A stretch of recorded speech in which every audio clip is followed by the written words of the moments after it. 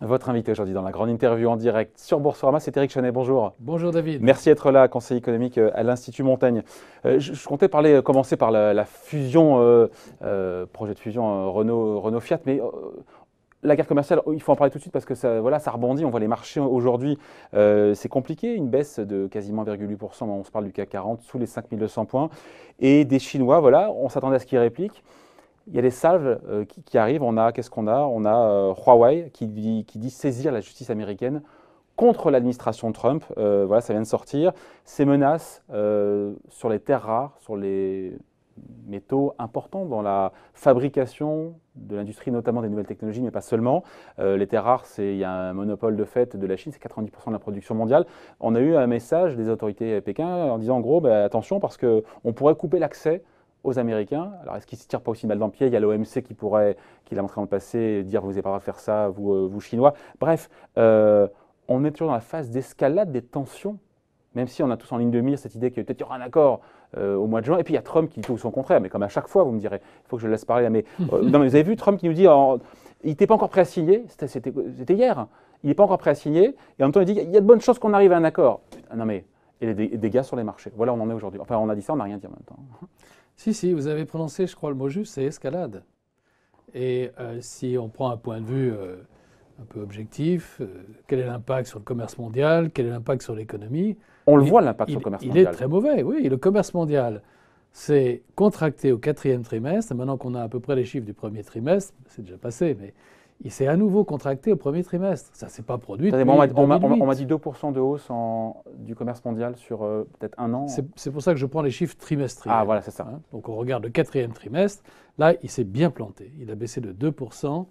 Et c'est le moment où la Chine, les importations chinoises, en particulier tout ce qui est lié à l'électronique, ont fortement chuté. Il s'est passé quelque chose lié à Huawei, lié à aussi l'actualité chinoise. C'était le 4e trimestre. Ouais. C'était en partie une conséquence de la guerre commerciale. Ouais. 1er trimestre, on se dit, ça va repartir. Les Chinois font de la relance. Et ils en font, les Chinois. Eh bien non, le commerce mondial a à nouveau baissé au 1er trimestre de quelque chose comme 0,5. C'est pas énorme. C'est mieux que les moins chutes qu'on a eues du 4e trimestre. En même temps. C'est peut-être mieux, mais c'est quand même une 2e contraction. Ouais. Ce qui veut dire qu'on est rentré, à mon avis, vraiment dans les eaux troublées pour l'économie mondiale. Alors après, lorsqu'on regarde économie par économie, les États-Unis se portent bien. La Chine, je vous coupe, mais c'était avant l'escalade sur les surtaxes douanières avec Trump qui vient de mettre pour 200 milliards de plus. On est dans ce processus d'escalade. Et si on a eu déjà 2 contractions du commerce mondial, eh bien, je crains que c'est ce qui va se répéter dans le futur. L'économie mondiale, elle ne va pas se réorganiser région par région, comme ça, avec un coup de baguette magique. Et l'économie mondiale est complètement interdépendante. Vous avez parlé des terres rares, mais on peut parler des flux entre producteurs pour toute l'industrie des composants électroniques. Parce qu'il y a une segmentation, ce qu'il faut expliquer, il y a une segmentation. Les Chinois achètent des puces aux Américains, et les Américains achètent du matériel aux Chinois. Donc on a une industrie qui est extrêmement interconnectée. Mais il ne le sait pas, ça, Trump? Tout le monde le sait. Trump, lui, dit les Chinois n'ont pas encore assez souffert pour accepter un bon accord. C'est ça, sa stratégie. Il ne faut pas le prendre pour un idiot. Il a montré qu'il a de la suite dans les idées. Il faut faire souffrir encore plus les Chinois avant qu'ils arrivent à un accord. Alors les Chinois maintenant sortent dans leur arsenal les terres rares. Ils ne sont pas crédibles là-dessus parce qu'ils l'ont déjà fait. En 2010. Et donc comme ils l'ont déjà fait, eh bien, des terres rares, on en trouve ailleurs. Et donc, ce faisant, les Chinois le savent très bien, parce qu'eux non plus sont loin d'être bêtes, que c'est plutôt... Là, on est un petit peu, si vous voulez, pendant la guerre de Troie, les gens commençaient à s'insulter avant de se taper dessus. Ouais. Et là, on fait les deux. On se tape dessus et puis on s'insulte. Moi, je trouve ça extrêmement inquiétant. Le marché navigue entre l'idée que, oh là là, c'est vraiment terrible, mais de toute façon, le lendemain, on se rassure, il va y avoir un accord parce que tout le monde en a besoin. Il y a une contradiction, il y a une incohérence. On ne sait pas trop. Le marché navigue entre ces deux idées. La réalité nous montre que ça ne va pas. Les relations commerciales sont malades et c'est mauvais pour l'économie, c'est mauvais pour l'investissement, c'est très mauvais pour toute l'industrie informatique, je simplifie. Mais ils vont bien arriver à un accord. Trump est un type qui ne veut pas la guerre. Tout ce qu'il veut, c'est qu'il y ait un accord. Comme ça, il pourra dire aux électeurs américains, regardez, j'ai mis à genoux les Coréens, les Mexicains, les Canadiens. Mais quand on est rationnel, on se dit que c'est ça le scénario de sortie. Et oui. Et ben, pendant ce temps, l'économie souffre. Et c'est ça qui m'inquiète. C'est pour ça que je considère que maintenant, les choses deviennent de plus en plus sérieuses. Donc, les marchés, légitimement, corrigent. On voit aujourd'hui, alors c'est un épisode, peut-être qu'on sera contredit demain, avec un tweet, mais aujourd'hui, quand on va corriger une baisse de quasiment 2%, ça reflète ça aujourd'hui? Oui, moi je pense que c'est la volatilité plutôt des marchés qui reflète ce climat d'incertitude. La volatilité avec des marchés qui ont plutôt tendance à baisser. On en avait déjà parlé, David. Moi je pense qu'on est rentré dans une période de volatilité, qu'on est plutôt dans un bear market. Évidemment, après avoir dit ça, les marchés ont monté. Donc il faut faire très attention à ce qu'on dit. Mais sur le fond de l'analyse... On est entré en bear market tant qu'on n'a pas un accord si vous voulez, jusqu'à l'élection américaine, donc on a encore un petit peu de temps à passer, l'économie mondiale est prise un petit peu en otage par l'ambition de Trump d'être réélu. Il a des chances d'être réélu d'ailleurs. Enfin bon, c'est peut-être un peu trop tôt pour en parler. Et donc ceci est extrêmement mauvais pour l'économie mondiale, c'est mauvais pour les entreprises en général. Peut-être que c'est meilleur, toutes choses égales d'ailleurs, en les comparant pour les entreprises américaines que ça ne l'est pour d'autres, européennes en particulier. Mais enfin, il faut reconnaître que tout ça n'est pas bon. Le climat d'incertitude, par définition, n'est pas bon. Et c'est pour ça que je suis un peu prudent sur les marchés d'actions.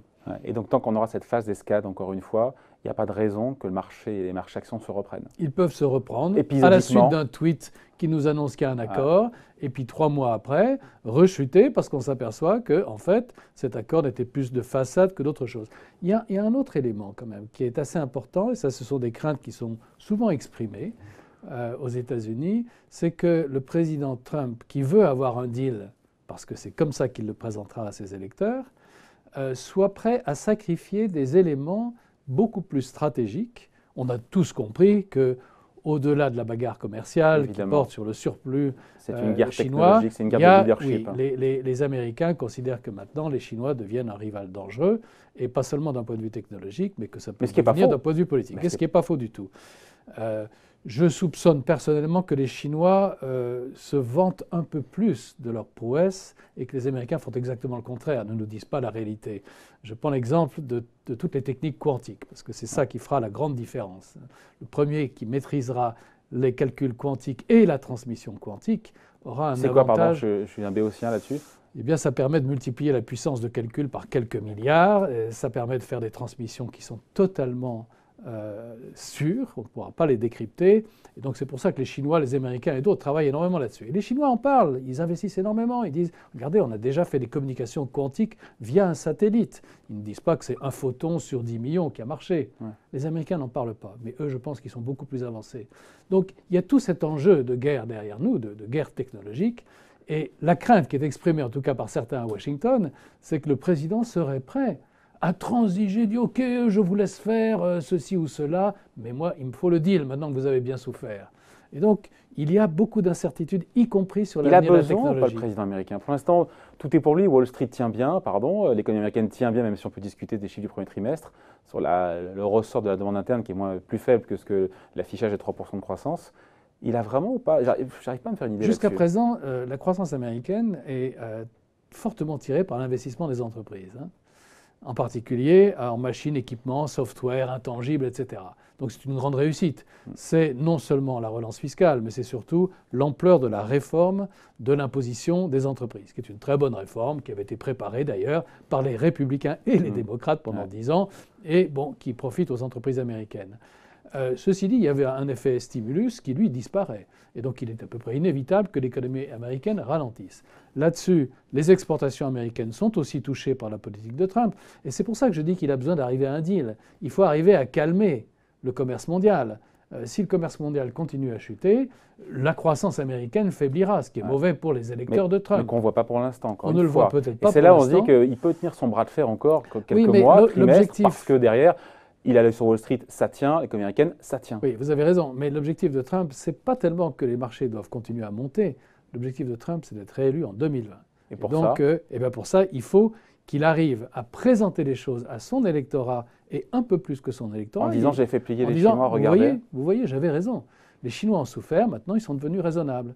Et tout ceci sera habillé. Vous avez vu, les Coréens font des essais de missiles. les Japonais pensent que ce sont des missiles à longue portée. Trump dit mais non, mais pas du tout. C'est un gars très intelligent. Kim Jong, il a essayé des petits missiles. Oui, peut-être que ça peut tomber sur le Japon, mais pas sur nous, les États-Unis. Donc on est prêt après à maquiller pourvu qu'il y ait eu un accord. Ouais. Donc ça se finira bien.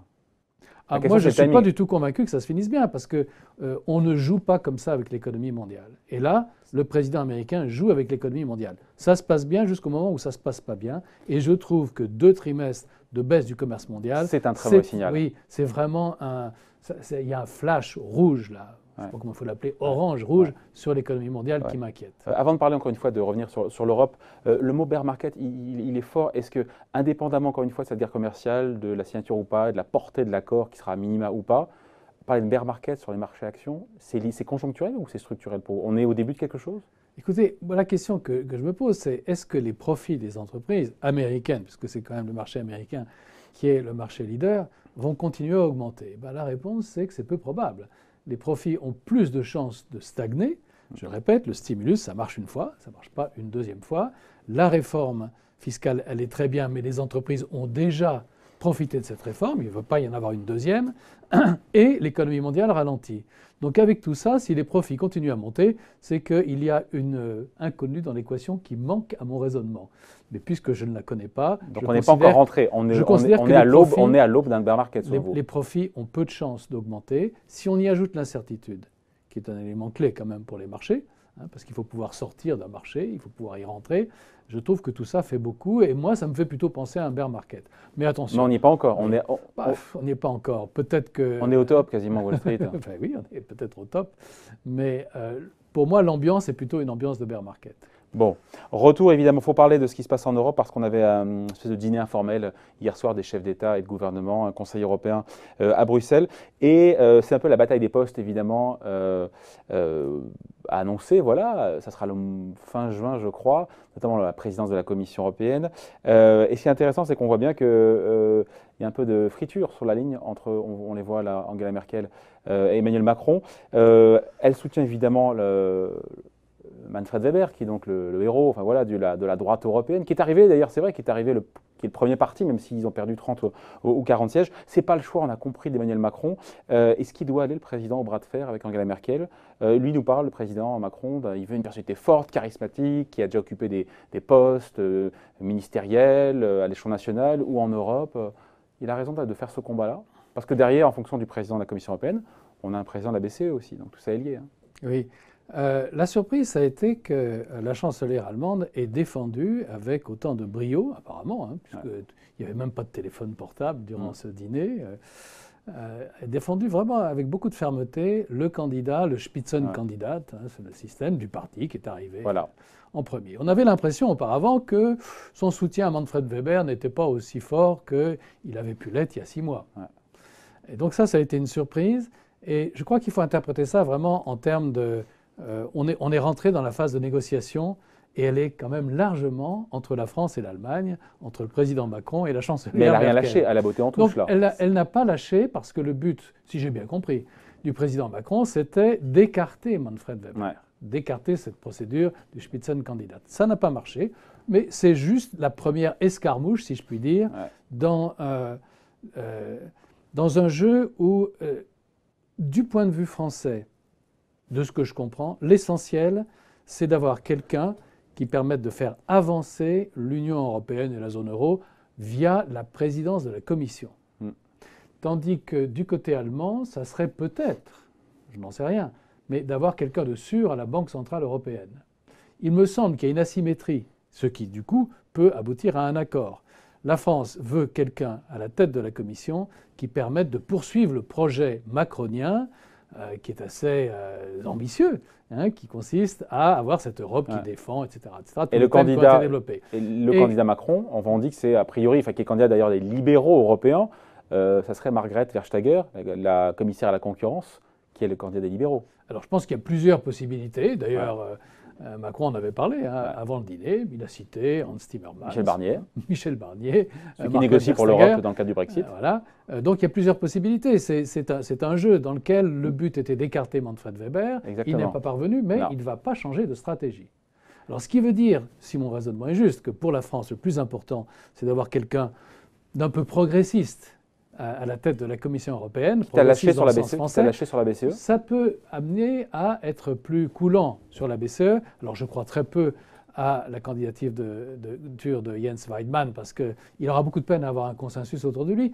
Il s'est opposé au whatever it takes de Mario Draghi. Ouais, ça, en c'est une 2012. espèce de péché originel. Par contre, il y a d'autres candidats, finlandais par Et on ne peut exemple. pas avoir à la fois Manfred Weber à la Commission européenne et Jens Weidmann, président de la Banque Non, centrale c'est sûr. allemande, à la tête de la C'est BCE. sûr. Donc, il me semble que si la France parvient à son objectif, et Quel c'est intérêt de une la France? possibilité, je crois que l'intérêt de la France, c'est bien, mais je parle de l'intérêt de la France au sens de la stratégie d'Emmanuel Macron, c'est d'avoir quelqu'un qui soit un soutien dans la réforme de l'Union européenne, dans le sens Qui t'a tiré un un peu trait, fédéraliste Ouais. souhaité par Emmanuel Macron. qui t'a tiré un trait sur Alors, quitte à trouver un candidat qui ne soit pas allemand, mais qui plaise aux Allemands pour la Banque centrale européenne. Une très bonne solution, mais c'est un peu compliqué, hein, d'après Ça ce que serait je qui, alors, comprends. ça serait qui Une très bonne solution, ça serait Benoît Cœuré, Ouais. qui non seulement, d'après, je crois, Et pas assez François unanime Villeroy de Galhau des experts, François Villeroy de Le Galhau le gouverneur de la Banque de France. est mieux qualifié au sens où il est gouverneur. Ouais. Il n'est pas membre du board. Il faudrait que Benoît Cœuré démissionne du board. Mais François Villeroy de Galhau a eu un rôle politique dans sa vie. Et donc, il pourrait être considéré côté allemand comme étant, bien qu'il soit très proche des Allemands en réalité, mais comme étant un peu trop français, si je puis dire. Benoît Cœuré l'est moins. Il est un membre du board, bien sûr qu'il est français, mais il a impressionné tout le monde par sa maîtrise de tous les dossiers monétaires, y compris en discutant avec les Japonais et les Américains. Ça peut être un compromis où les deux candidats finlandais, qui sont là pour rassurer les pays du Nord. Ouais. Il y a la stratégie d'Emmanuel Macron qu'on a décryptée et l'intérêt de la France. Parce que finalement, qui a le plus de poids entre le président, pas le plus de poids, mais sur la marche de l'économie, sur le monde économique, la présidence de la Commission ou la présidence de la BCE? Est-ce que c'est le bon combat? Moi, je pense que c'est le bon combat, la présidence de la Commission. Quand même, les temps changent. Parce qu'il n'y a plus rien à attendre du côté de la BCE. Du côté de la BCE, pardon, franchement, mais la sortie de... Enfin, ça donne que c'était plus facile de faire le QE que de sortir, encore une fois, des politiques monétaires accommodantes. Oui, ben, c'est très difficile. Donc, quelque part, on dit... On en est sorti, mais pas du point de vue du stock. Hein. C'est-à-dire que la BCE a toujours, dans ses livres, un stock absolument énorme d'obligations d'État de tous les pays, et elle ne peut pas en racheter beaucoup plus, puisqu'elle s'est fixé une règle du tiers, qui est maintenant fait partie des jugements de la Cour européenne de justice. Rappelez-moi la règle du tiers. C'est-à-dire qu'elle s'est interdit d'acheter plus qu'un tiers du stock de la dette d'un gouvernement donné, d'un pays donné. Ouais. Et en Allemagne, on en est très proche, puisque la dette allemande a plutôt tendance à Et diminuer. puis ils y mettent de moins en moins. Donc ça devient difficile d'en faire plus. Par contre, on peut rester là où on en est pendant très longtemps. C'est à peu près la seule alternative. Soit on remonte les taux d'intérêt, soit on reste là où on en est. Et on ne fait rien. Et quel que soit le prochain président de la BCE, à mon avis, d'une part, les décisions sont collectives, d'autre part, les économies... Enfin, c'est plus pareil s'il y a Jens Weidmann à la tête, encore une fois, de la BCE même dans ce ce cas extrême, je pense que ça ne changerait pas grand-chose à la politique macroéconomique de la Banque centrale européenne. Qui devra rester souple et accommodante. Qui devra rester souple parce qu'il y a le risque d'accident industriel, quoi. Hein. Non, parce que l'inflation n'est pas là où on voudrait qu'elle soit et que l'économie n'est pas... Tant mieux, quelque part tant mieux. Enfin, ça soulage aussi la BCE. Si l'inflation était à 3%... Oui, mais regardez, c'est compliqué quand même, parce que il y a deux pays qui ont commencé à relever les réserves obligatoires pour les banques. Enfin, le buffer, comment on appelle ça, le coussin contracyclique. La France d'abord, et en 2020, ça sera de 50 points de base, et maintenant l'Allemagne. Donc la politique monétaire n'est pas adaptée à la France et à l'Allemagne. Ça dépend ce qu'on regarde. Ça dépend si on regarde l'aspect taux d'intérêt ou l'aspect réserve obligatoire. Il n'y a pas le même signal qui est envoyé. Non. Il y a bien sûr plusieurs dimensions. Mais lorsqu'on voit l'envolée de l'endettement privé en France, on se dit que la politique monétaire n'est pas adaptée, que la France aurait besoin de taux d'intérêt plus élevés. Elle ne peut pas les avoir parce que le taux d'intérêt, c'est pour la zone euro, que dans la zone euro, il y a l'Italie. Donc c'est logique qu'on demande aux banques de mettre plus de coussins de sécurité pour chaque crédit, chaque euro de crédit qui est alloué. On prend un outil qui n'est pas vraiment le meilleur outil, ce n'est pas de la politique monétaire, mais on le fait par ce coussin. Et donc, j'observe que la politique monétaire, pour certains pays, devrait changer. On devrait sortir des taux d'intérêt nuls ou négatifs. Mais que ce serait une catastrophe pour l'Italie, donc on ne peut pas se permettre de le faire. Et donc, on ne changera rien. De ce fait, la présidence de la Commission est peut-être plus importante. Il y a un mouvement quand même dans tous les pays d'Europe qui se manifeste par la montée des Verts, qui se manifeste d'une certaine manière, même si ça a été contenu par la montée des mouvements nationalistes, à laquelle il faut bien qu'il y ait une réponse politique. Et la réponse politique, pays par pays, Ça ne suffit pas, il faut bien que ce soit au niveau de la Commission. Donc je comprends qu'on mette la priorité sur la Commission. Voilà, on manque de temps, mais on pourra aussi parler de l'Italie. En 30 secondes, il y a un sujet ou pas? Parce que là, on voit une tension sur les taux italiens. On voit bien qu'il y a une dérive des comptes publics, un bras de fer potentiel avec la Commission qui parlerait d'une amende de 3 milliards d'euros pour avoir enfreint les règles sur les règles communes. Au plus on était à 4% sur le 10 ans italien, donc j'ai envie de dire, il n'y a pas le feu au lac. Non, c'est très sérieux. C'est très sérieux parce que l'Italie est un des rares pays pour lesquels la croissance est nettement inférieure au taux d'intérêt marginal de la dette, pas encore au taux moyen de refinancement, mais on y ira assez rapidement. Et donc le cercle vicieux s'est enclenché. D'autant plus que les banques italiennes sont les seules dans la zone euro à augmenter leurs investissements, elles n'ont pas trop le choix d'ailleurs, en dette publique de leur propre pays. Ce qui veut dire que le cercle infernal des banques qui ne prêtent pas à l'économie. Vous savez, en Italie, le crédit à l'économie privée, c'est 0. Et la dette privée, c'est 0 comparé à la France. Et dans le bilan des banques italiennes, elles ont de la dette publique italienne. D'où le lien mortifère. Ce qu'on a appelé la boucle infernale, doom loop, est en train de se remettre en place. Et Matteo Salvini, qui a gagné les élections... il est relégitimé. Lui il dit je vais tout faire je mettrai toute mon énergie à lutter voilà bien le point contre inquiétant. Les règles budgétaires. Mais il arrive avec 35% au premier tour. Voilà le point inquiétant. Il peut être tout à fait tenté, soit d'imposer ses vues au sein de la coalition, soit d'aller vers des élections qu'il pourrait gagner. Et ceci est terrible parce que ceci se traduira par un écart encore plus important entre une croissance faible et un taux d'intérêt qui va continuer à monter, et donc un renforcement de cette boucle infernale. Donc c'est très inquiétant.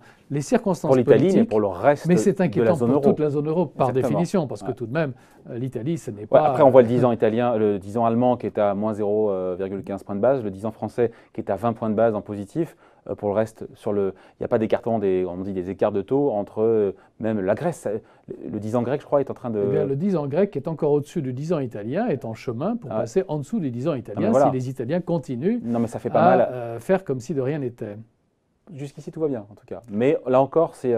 Non, les choses ne vont pas bien du tout pour l'économie italienne. On ne peut pas l'ignorer. Je veux dire, c'est pas la taille du Luxembourg. Croissance zéro depuis 10 ans, depuis 15 ans. Oui, avec les conséquences politiques que l'on voit. Donc les choses s'aggravent. D'accord, c'est pas pour la semaine prochaine. C'est un pays qui est résilient, bien entendu, qui gère bien sa dette. Donc il y a des facteurs de résilience. Mais les choses s'aggravent. Elles ne vont pas dans le sens de l'amélioration. Notamment en cas de retournement conjoncturel. Et vous savez, les marchés vont très vite. Non, le problème, c'est en cas de retournement conjoncturel. Et les marchés vont très vite. C'est-à-dire que même s'il y a beaucoup plus de résilience qu'on ne le pense, les marchés peuvent aller vite à la conclusion que le problème italien n'est pas soluble sans restructuration de la dette. Et là, on ouvre la boîte de Pandore. Là, pour le coup. Et là, on peut aller vers des spreads bien plus importants. On n'en est pas encore là. C'est toujours passionnant de discuter comme ça, bâton rompu, avec Éric Chenet, donc, merci David. Conseiller économique à l'Institut Montaigne. Revenez-nous vite. À bientôt. Bye.